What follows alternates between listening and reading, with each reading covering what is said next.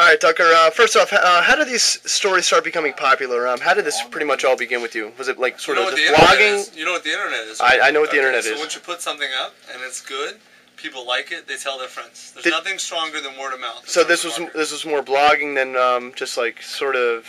At the very beginning, it started blogging, word of mouth, and then two things happened at once. In '03, MTV did like a little documentary thing about me. And this girl sued me, Miss Vermont.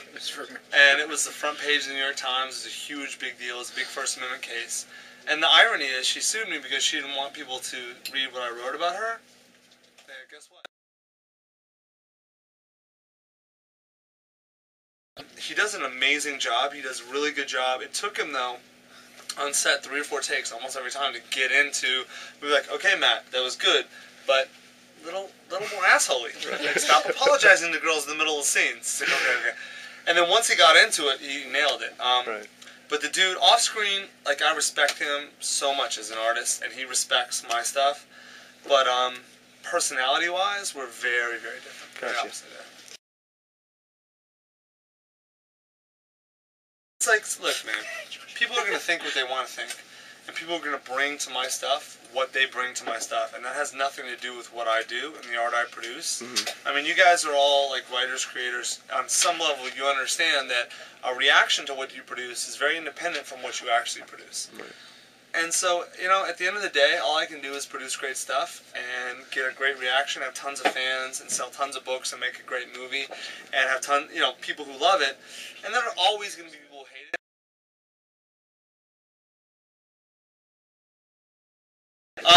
But here's the thing. Any of those guys, Sean William Scott is Stifler. Dane Cook is Dane Cook. Justin Timberlake is the biggest pop star in the world, right? Whoever played Tucker Max had to be essentially unknown because you were occupying a larger-than-life character. And if you already had a rep, then you brought something into the role and you could never occupy a new role. That's why... when they did, remember when Bryan Singer redid Superman? They cast nobody because you can't have someone else be Superman. It's got to be a new guy who's Superman. Right. That's true. Same thing. I'm Superman. But dude, you have no idea how much work it takes. I mean, there are 4 people on this bus right now who have been there basically the whole time. Neil's the whole time. Jen almost as long, and Jeff almost as long as Jen, and at least the whole time of the movie. And ask him. I mean, you can ask him, what was it like? How hard was it? How was this struggle like?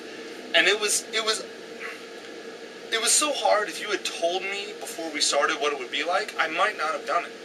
And so it's like, yeah, dude, like, I like it, but it only grows organically out of what we're doing. It's never like, dude, I didn't do this to get laid or get drunk or party. I was already doing that before I was famous. Right. I did this because I love writing stories and making movies, you know? Definitely the movie. I feel like the book is very funny, and I'm very proud of it. But I'm more proud of the movie because I feel like the movie, first off, in our culture in America, you make a movie, that's a big deal. A great movie, that's a big deal. Lots of people have written great books. Very few people make great movies. That's true. And movie is kind of like whether it's true or not, it's the most highly regarded art form, and it's the hardest, I think, to get right. And I feel like we got it right. And not only that, but it's like, it wasn't just me, this movie was. I mean, if Niels wasn't on board, this movie would have sucked. I didn't really understand how proud you could be of something until we were in a screening, I think in Tallahassee, and everybody was just losing their minds. Everybody was laughing. And it's like, wow, I'm actually really proud of this because we collaborated, we made decisions and stood our ground in spite of many people in the whole collaborative process, and we stuck to our guns because we knew what we had and we knew what we wanted and we knew what our humor was, and we weren't going to give in. And when you fight, when you decide to dig in your heels and fight, when you win, it's so much sweeter.